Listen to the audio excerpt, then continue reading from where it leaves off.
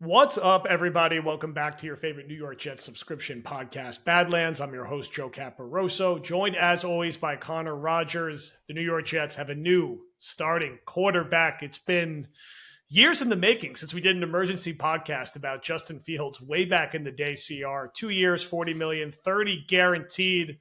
How you doing? How you feeling? And what is your initial reaction to this signing? It's crazy how fast the cycle goes in the NFL, especially with quarterbacks. The fact that it does not feel that long ago that we were talking about Fields being that kind of next man up before Zach Wilson's crazy rise. And Fields had a little bit of a fall in that draft. It was for a long time. People thought he'd be the number 2 overall pick until things changed. And, he's had an interesting career where it didn't work out in Chicago. It felt like in Pittsburgh, after they got him on a really, really low cost trade, that they were playing a brand of football that they could utilize his legs, try to take the game out of his hands at times, and win with their defense and his running. And then it was a bit of a surprise when they sat him for Russell Wilson because the team was 4-2. But I think there's a couple of things to look at here. Like, one, I don't think anyone's sitting here and going that, oh, wow, the Jets finally got the answer at quarterback. This is a lotto ticket. It's a dart. And I think that's also okay. This market was, if the Jets didn't get this done, they were apparently going to be shopping in the Marcus Mariota, Carson Wentz. Like, you can't stomach that. Those guys aren't better than Tyrod Taylor, number one. No. And then the other factor is this draft is just very uninspiring at the position. The Jets are not in range to get Cam Ward. I don't think teams are hot on the idea of drafting Shedeur Sanders with the top 10 pick. And obviously Jackson Dart's not in that combo either. And then it's a lot of projects. Some of them that hey, take a flyer on in the third round. War Room, we're going to talk more about, the Jalen Milroe of it all and how he might kind of fit in here and other guys as well. But sticking in the now with Fields, this now adds a new dimension to your offense from a run game perspective. It becomes fascinating because the staff that you've pulled from the Lions, while they did so many great things in Detroit, Jared Goff is the total opposite of this situation. He's a guy that has no mobility, is a quicker processor. Obviously, that's a problem with Fields. And it's just funny to see how they're going to kind of throw in different wrinkles. But at the end of the day, the Jets want to run the football. When you're a new regime, you can take some risk. Like, if the Jets sign Fields and this doesn't work, nobody's going to say Muji and Glenn should be fired. But if the Jets tried this instead of going for Aaron Rodgers with their previous regime, which was quarterback number 3 technically, and that doesn't work, then everyone is fired. So there's different things you can do where when you're in different, a different status of where you're at with the job. Number one, I like the move. $20 million a year for a starting quarterback in the NFL is very, very cheap. I am not of the belief that this is a competition. That number, Fields will be the starter. Tyrod's a great backup to have. Hey, if it doesn't work out for Fields or Fields gets hurt, which he's been banged up before, you have Tyrod Taylor on the bench. And I'm interested to see if this can really get the run game going. And there's the factor of the relationship between him and Garrett Wilson. So this checks multiple boxes. Like, no one is sitting here and denying that Fields has not developed into the passer that you would hope for a starting quarterback, or that he's been the answer. Obviously Pittsburgh wanted him back, but they also benched him at one point. So I think it's one of those situations where the market kind of dictates what your options are. There was no, like, people that are mad at this, I'd love to know, what did you want to do? Did you want to trot Tyrod out there, pray he goes against the grain and doesn't get hurt? And if there's also people in my mentions that are like, what about Jordan Travis? I'm like, what about Jordan Travis? Who? Jordan Travis has never practiced for this team. Like, you just need to act like he doesn't exist until you see otherwise. So it's good to have players at the position that can start for you, because we've seen what it's like when you don't. We've watched Tim Boyle play, right? Like, we know what that's like. So now you have 2 guys in the quarterback room in Justin Fields and Tyrod Taylor that can start and win games for you. And I think there will be people in the locker room that are a fan of this move. The running element it brings from the quarterback position. And if you could win some games while trying to figure out this position long term, if Fields has a Darnold year, which I don't think is going to happen, and the solution, the problem next year is how do we keep him on a longer deal now, then great. But if he doesn't, now you have a little time to be competent at the position, hopefully, while you're looking in the draft or looking at other avenues that are long term answers rather than just. I hate the idea of like, we're new here. We could throw whoever under center. And if we suck, like that's a horrible mindset. And that's a shitty mindset to send to a locker room. So the fact they're trying something that has a little bit of upside here, it was the best move on the table, I think, for the Jets this offseason. Yeah, you got to play it where it lies in your situation, right? There was not this robust trade veteran free agent market of guys that they were pragmatically going to be able to get. And I think, like you said, this regime didn't want to come in and just be like, well, we're laying down year 1 and year 2. We're okay to go 2-14 like Gase and Douglas did. And, just see what happens the year after. And you start with it last night by paying proactively a young ascending player. And then you go get the most credible veteran free agent option for you. It's not Wentz. It's not Mariota. It's not Cooper Rush. It's not someone that would have immediately been slotted into being a backup to Tyrod Taylor. You got the one practical option who you can say he'll start camp as the starter. And if he gets hurt or it doesn't work out, Tyrod could do what he can do, which is start 5 or 6 games and be pretty good. But we don't want to count on Tyrod to start 16, 17 games because that's just probably not going to happen at his age and with the injury history he's had. Now, between the two of them, do I think you could piece together 17 competent games with a very certain type of offense? I do. And I think we've talked about Fields a lot the last month because the traction for this has been picking up. This is not completely out of left field. And it felt like each passing day, the past 2 weeks, this became more and more likely. And this is it gives you an identity. The Jets have a very clear identity now on offense. We're bringing back 4 of our 5 offensive linemen. We have 3 good running backs. We have Garrett Wilson. We're going to hopefully go figure out tight end. Maybe that comes via the draft. Maybe that comes a little bit in free agency or the veteran trade market, but we're probably going to run a lot of 12 personnel. And we're just going to try to beat the shit out of you on offense. And we're going to make you tackle Justin Fields, Braylon Allen, and Breece Hall 40 to 50 times a game. And eventually you're going to get exhausted of it when they're running behind Simpson and AVT and Tippmann and Olu-Fashanu and the right tackle that they still need to go find. That's an exhausting offense to deal with. And now the hope is that with Glenn and Wilkes, they're going to have a better, more fundamentally sound defense that isn't missing tackles all over the field. And you have a very certain physical type of offense.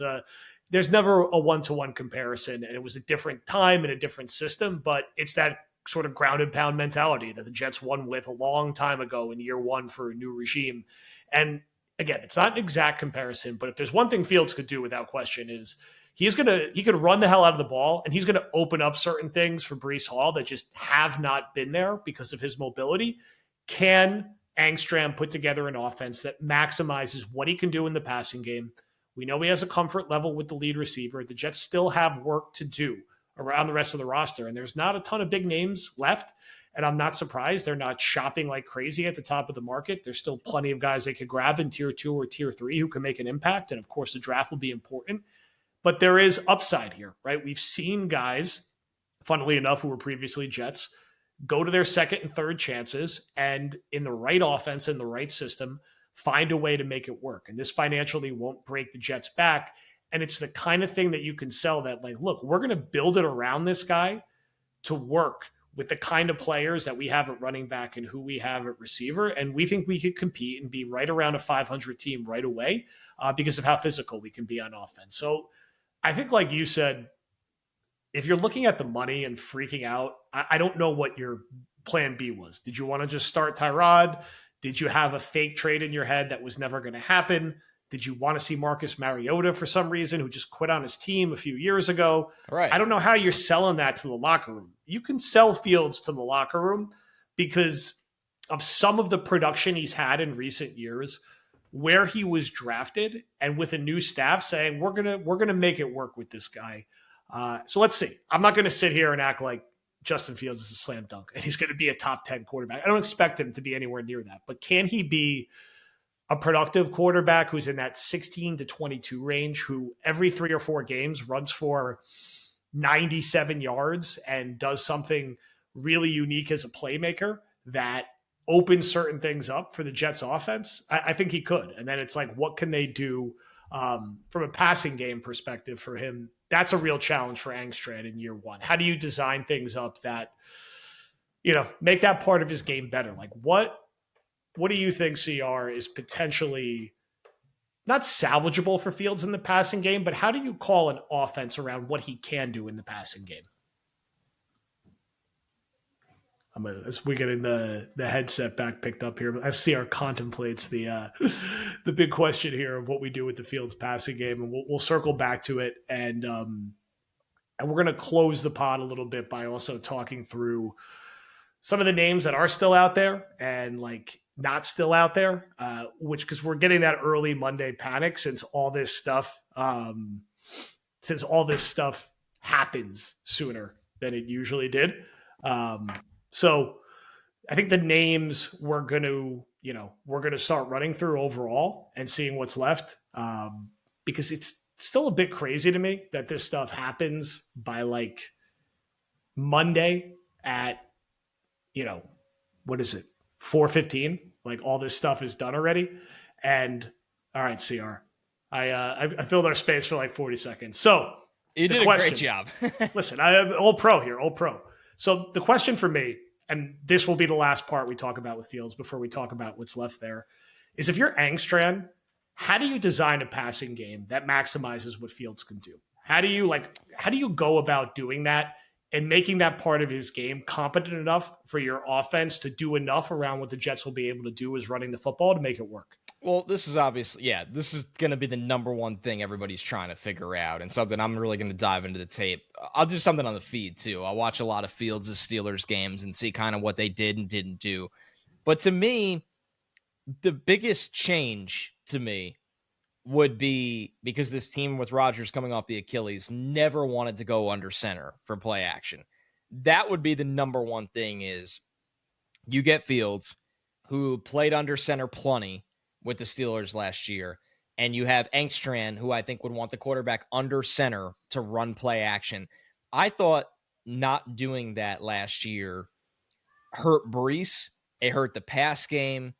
Yeah, I'm sure it hurt Braylon Allen. Like, it affected the entire offense. And I think that's something with Fields outside of the obvious. We know people want to see RPO, design quarterback run game, everything along those lines, and how that can kind of create conflict for the defense, which it will. And we'll get into all of that. But just the most broad stroke for me is getting the quarterback under center and developing a play action pass game. Because like you said, Joe, this is a team that clearly just wants to run the hell out of the football.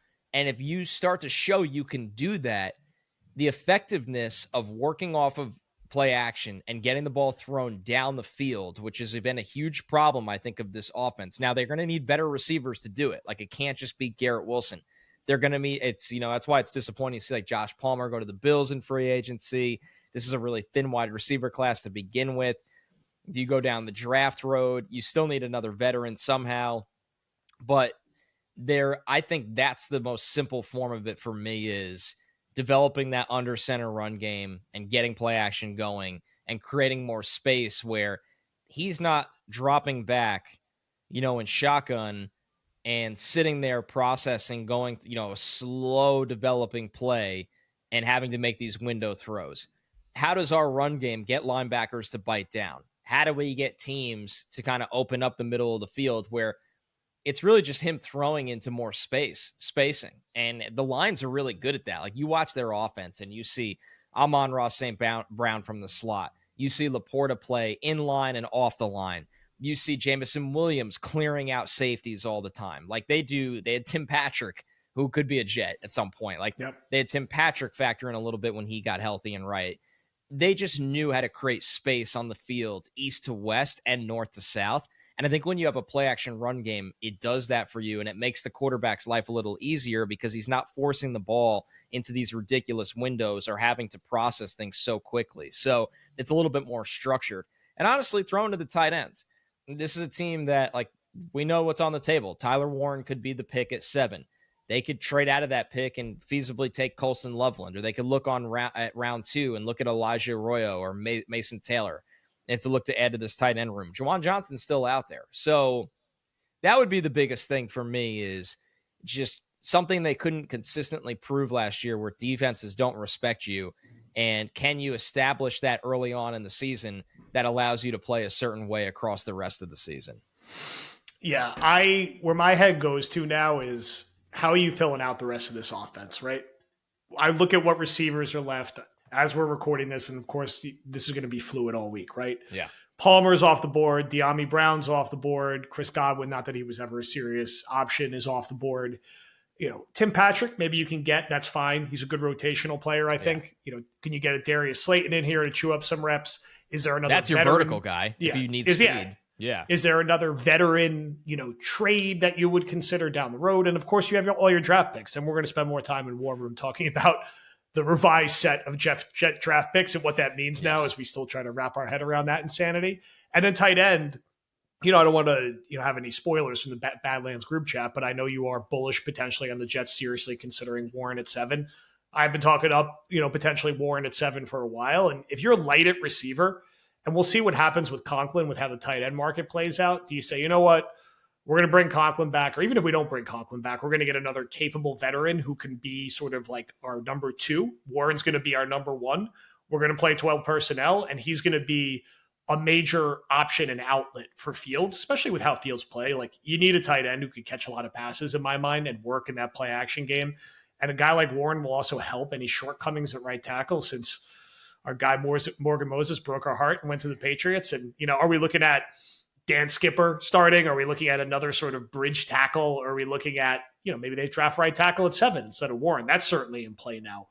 But maybe that is the style of offense that they go with more, where, you know what, like, we're just throwing a ton to Breece Braylon and Isaiah Davis and our tight ends, and Garrett's going to be the main guy at receiver, and we're going to make it work with the rest of the group, which is going to be something like Slayton, Patrick, and we think we can get something out of Corley. Not exciting on paper, I get that, and they're going to have to be a normal team and find guys who can contribute on day 2. Like, I'm sorry, but that's what normal teams do, because the rest of the market isn't, overly stuffed up at this point.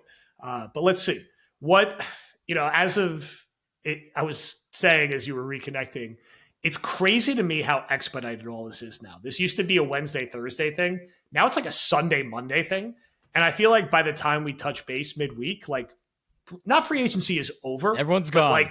But like 87 of the top 100 names are gone, like that. And look, the good teams are able to dig a little deeper and find impact players in that, sort of next tier. But what names kind of jump off the page, or what positions are your eyes sort of moving towards now? The Jets have had 2 days so far as of recording this, and they made 2 meaningful moves. They brought Sherwood back and they brought Fields in.